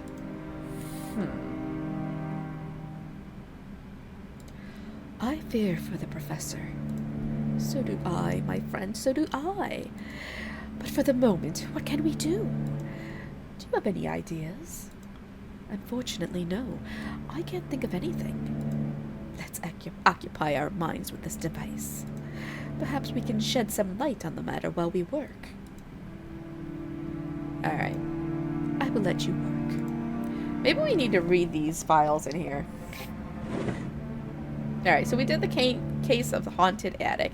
What about the case of the voices from beyond? Brian Stewart, a renowned psychiatrist and follower of Jean Martin Charcot, is a busy man reluctant to waste time writing up his research findings. To streamline this process, he uses a phonograph to record his notes for his assistant to transcribe later. He sought my help because strange, distant voices mysteriously appeared on one of the cylinders. Stewart played the recording for me, and after a brief silence of 2 or 3 seconds, I could hear them. They were nonsensical phrases, some whispered.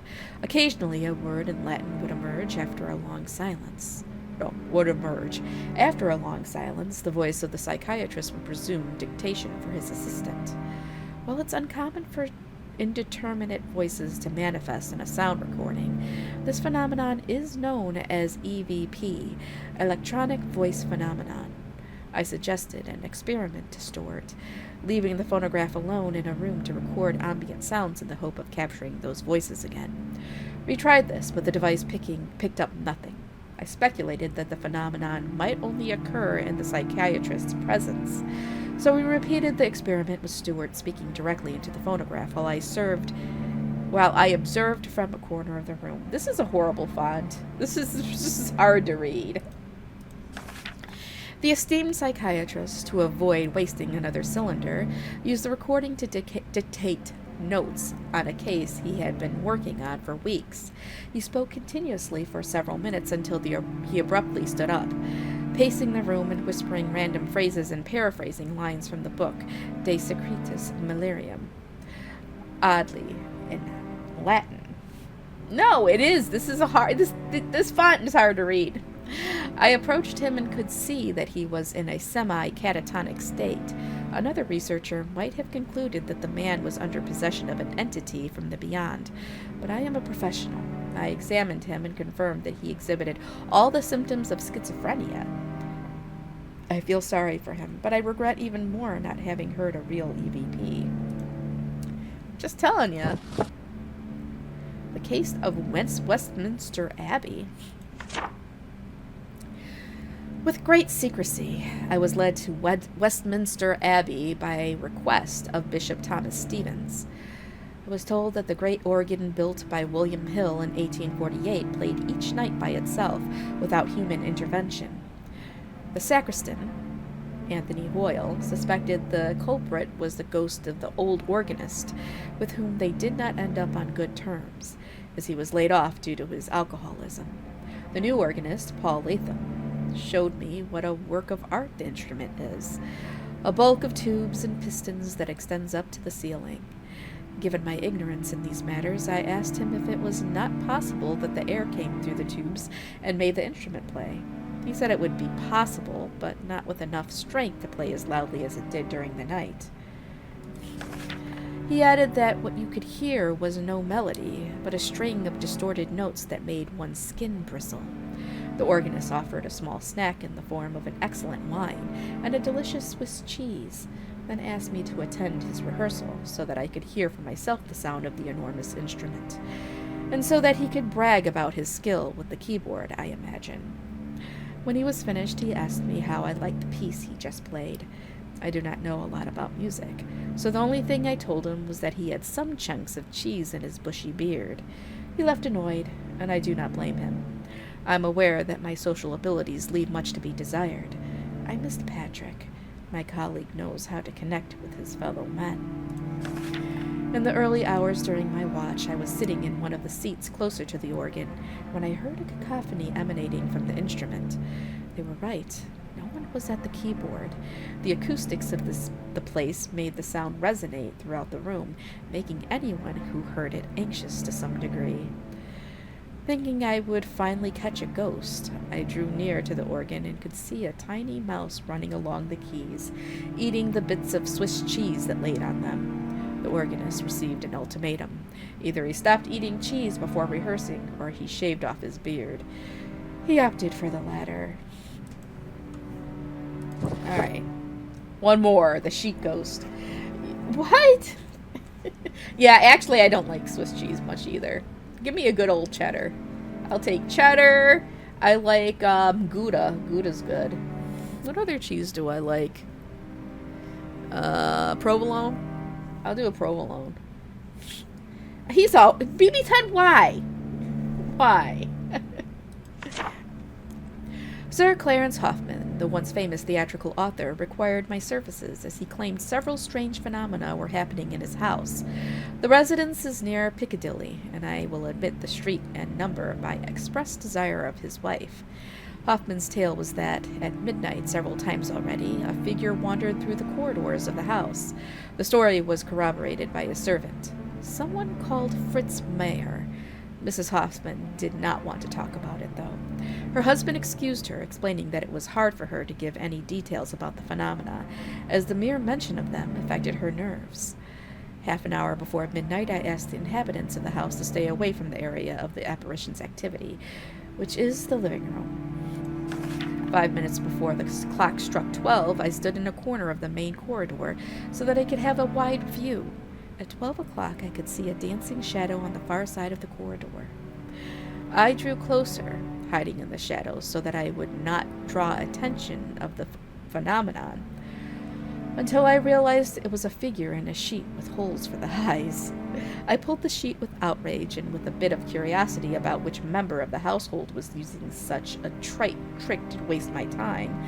Mrs. Hoffman arrived in a rush when she heard me scolding the German servant, and told me with an embarrassment that made me sympathetic that her husband missed the time when he was a regular at in the newspapers, a time which sadly no one even remembered. Seeing that cases of apparitions featured prominently in the press each day, he plotted so that newspapers would draw their attention to him once more. He asked the servant to disguise himself as a ghost so that a well-respected metaphysic investigator, that is me, would confirm the story to give us a luster of authenticity. What Sir Arthur Hoffman did not count on, however, was that the wariness yours truly bears on his back in matters of fraud and deception. I promised that the theatrical author would once again feature in the newspapers, this time in the role of a fraudster. But the insistent pleas of Mrs. Hoffman dissuaded me from taking this story, which she never agreed with, to the press. I am exhausted. Sometimes I wonder if all this is worth it. See, these are all fakes! Fakes! But why did I have to read through all that? I don't know. The shelf is full of tools, but I don't see anything that would help me. Alright, that's right. Alright. So now what do I do? Oh, I got eyeballs. I got eyeballs. I'm gonna go bring these back to the photograph place. The photo. the photo studio. Who was it? William Crooks University. There we go. I got eyeballs. Let's see. Marbles. Marbles? I'm thankful for your effort to remedy the situation, but Bertram would look downright eerie with those white eyes. Dang it! Do I have a Sharpie? Rotten eggs in the eye sockets? I got me. Who's got it? Her? Adelia? I need something to write with. The business card bears the address of the medium. Okay, yeah. I don't know who I'm supposed to give this to. We hold no interest in it.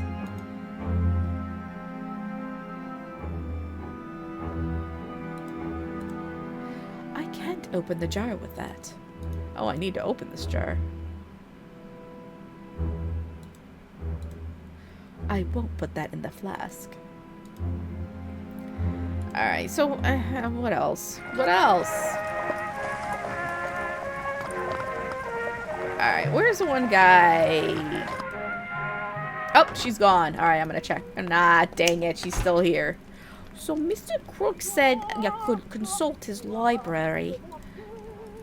Exactly. Actually, I need to clean it. Those old books keep attracting dust. By the way, is Mr. Crook still at home? Aye. The coachman hasn't come to pick him up yet.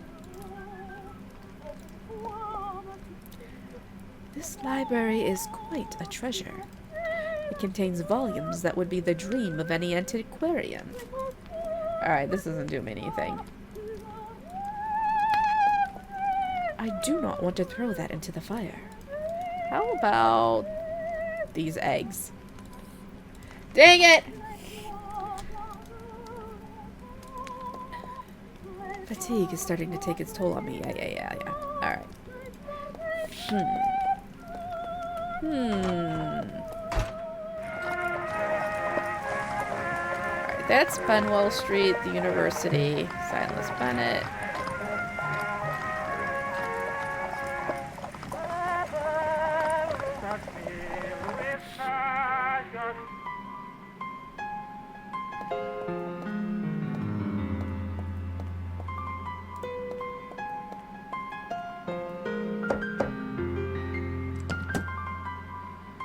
Henry is not here. He must be meeting with the Vice-Chancellor. Hello again, Mr. Lee. What can I help you with, Professor Moore? So the manager won't count on you. This is unfair. I'm big and relentless. And strong. Strongest in the university. I feel like maybe we can use him somehow, but I don't know. Do you want to see? Test me. There's no need. I trust you. Bring me a bar of iron and I'll bend it. I don't have one, but don't worry. I'll do what I can to persuade Manager Taylor. Many thanks, Professor. Which room?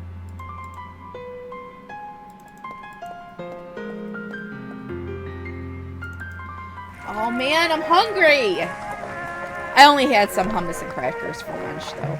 And an orange.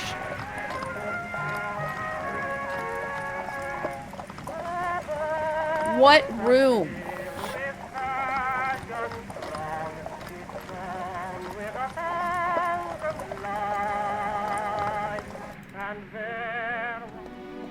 Mango jalapeno hummus, and it was fantastic. I gotta get that stuff again.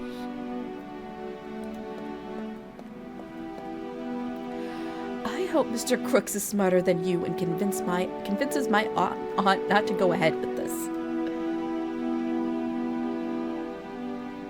I did look all around that room. There's nothing there.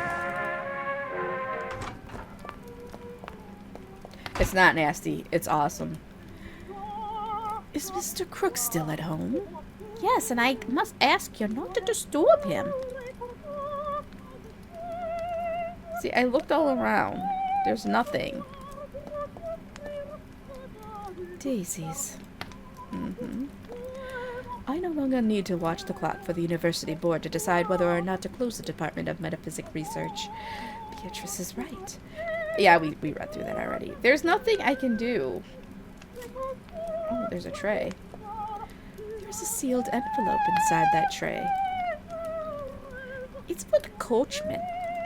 It contains a card with the address where Mr. Crooks will give his speech. Don't lay a hand on it, if you please. BB10 is looking at cheats. He's looking at cheats. I think I'll try. Sir, would you kindly cease playing with that envelope? Yes, I apologize. Cheats! Yes, even Trevor knows. Cheats!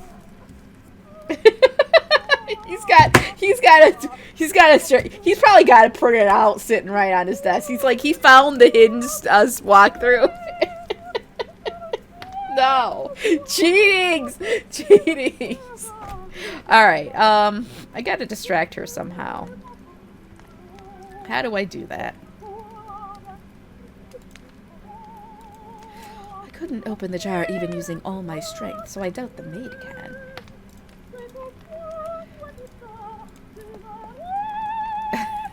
I want to throw it in the fire. Petunias. I need to somehow, like, get her out of this room. Excuse me. Yes?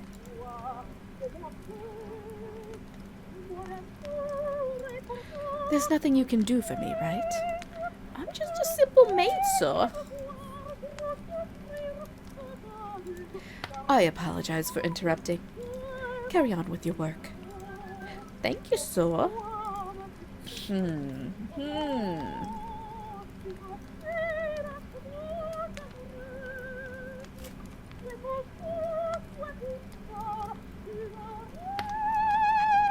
Yeah, that is kind of bad when she hits that high note. Well, I can't do anything else here.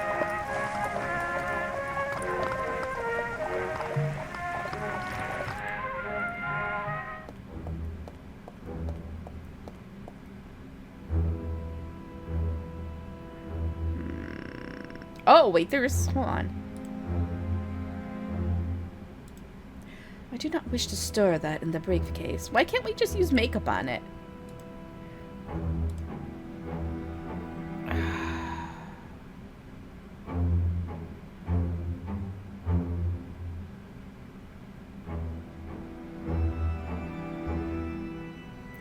Yeah, I don't know where to get an envelope.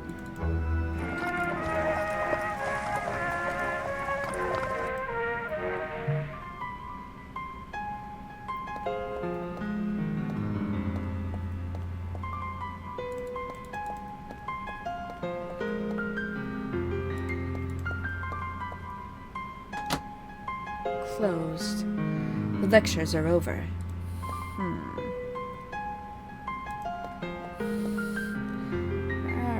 Alright, yeah, we know. Plaque. Henry Carter, Dean.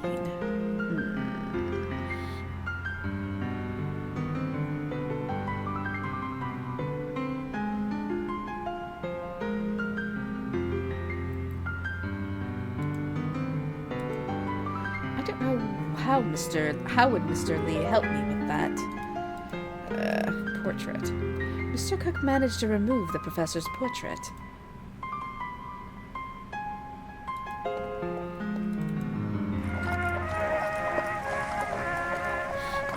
BB10 is wearing cheating pants. Cheating pants! I'm aghast. I'm flabbergasted. Ugh. I cannot believe this.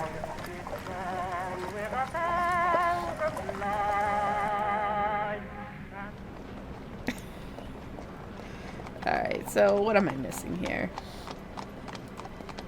Fox Horror Books. A bookstore dedicated to the horror genre. Oh, where have you been all my life?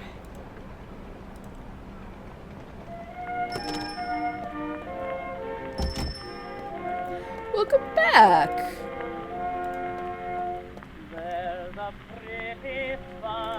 You mentioned that I could test my knowledge. Indeed, about fantastical and horror literature. I will ask you questions on the subject, and you must answer correctly. What do I win if I answer all the questions correctly? An achievement. A what? An achievement for you if you answer them correctly. No one has aced them all. Oh. And anything else? My respect and admiration. Oh. Alright, well, let's see.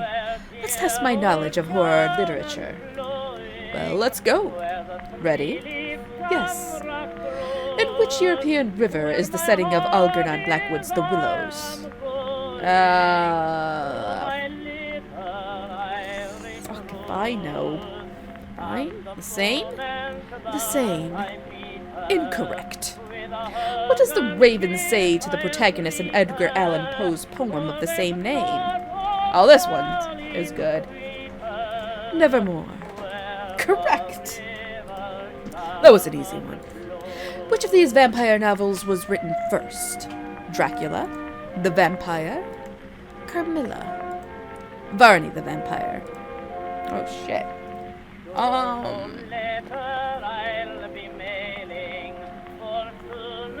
Shit, it better not be Varney the Vampire. I've never even heard that one. Carmilla. No. It was written in 1872. A simple one to relax the nerves. Who is called Frankenstein, the creature or its creator? Well, it's a creator. Its creator, of course. Indeed. What can be seen in the picture of M.R. James's story, The Mezzotint?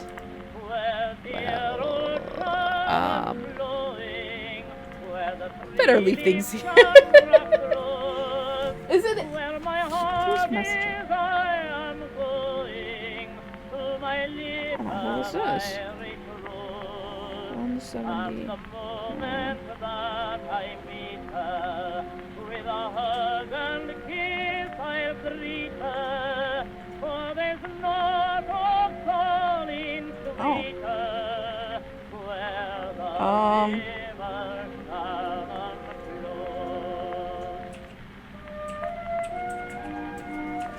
That's my brother-in-law.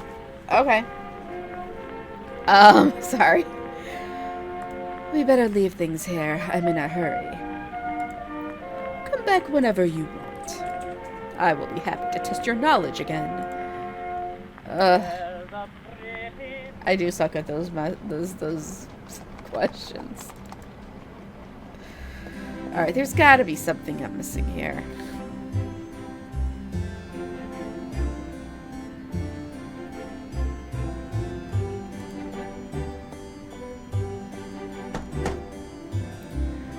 Come in. Oh, here we go. They are archaeological pieces. They look new. They've been restored. Indeed. Aren't archaeological remains usually displayed in the state they are found? Of course. But in the case of the pieces you're seeing, several similar ones were found in the excavations. There is real interest from both professionals and the public to know what they were really like. Ah. Sense some skepticism in you. Do you think we are altering history? I didn't say that. Understand that they are restored only after extensive research. We don't paint them with the first colors that come to mind. Okay. The British Museum grants Thomas Lester the authority to restore those archaeological elements that he deems fit, recognizing his great knowledge for the benefit of the pieces found in any excavation. Despite being labeled, I don't know any of them. They must be used during the restoration process of the pieces.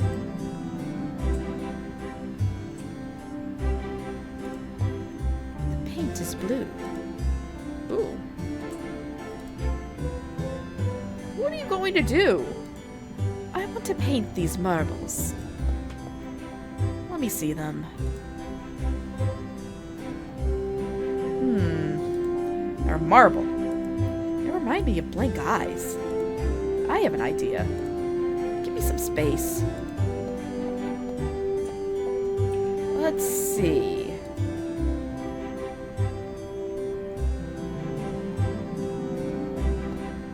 Here you go.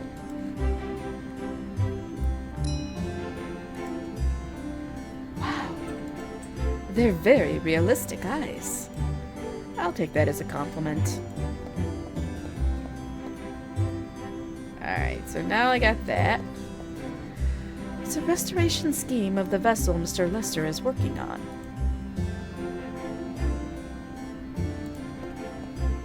I wonder if what we see through the window is fog or ash from the factory chimneys.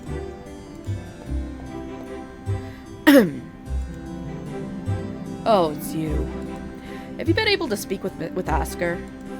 Not yet. As I mentioned, he won't be long. Well, what can I do for you? What is your opinion of Professor Silas Bennett? Well, he was an excellent archaeologist with an impeccable reputation, until he became obsessed with the idea that certain objects found in excavations did not belong to those eras or belong to supposed civilizations unknown to history. Atlanteans. Hyperboreans. Sometimes I think he's pulling our leg. His theories make no sense. And does the Guild accept these theories? Of course not. Bennett only retains his position here due to his past achievements. No one dares to expel him from this society. And I believe it won't be necessary. He's digging his own grave. What can you tell me about Oscar Koenig? Promising young man. He worked in Germany with Mueller and Braun. He has the potential to become one of the great archaeologists of this century, but his association with Professor Bennett will help his career. Could Professor Bennett be right? Are you kidding? Who can believe that beings from other planets left artifacts on Earth? That's what he thinks. It's one of his theories, and the least absurd of them. Aliens! Aliens. Alright. I'll let him do his job. Thank you for your time.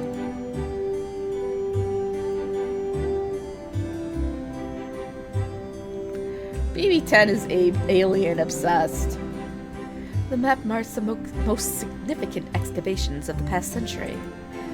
Sarlik, Giza, Pompeii, Baghdad.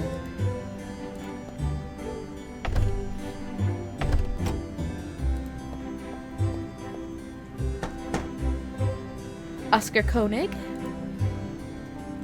There is no one inside.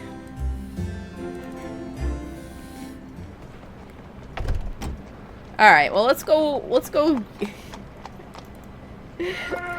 put the eyeballs into the one guy's mug, and then we'll probably call it.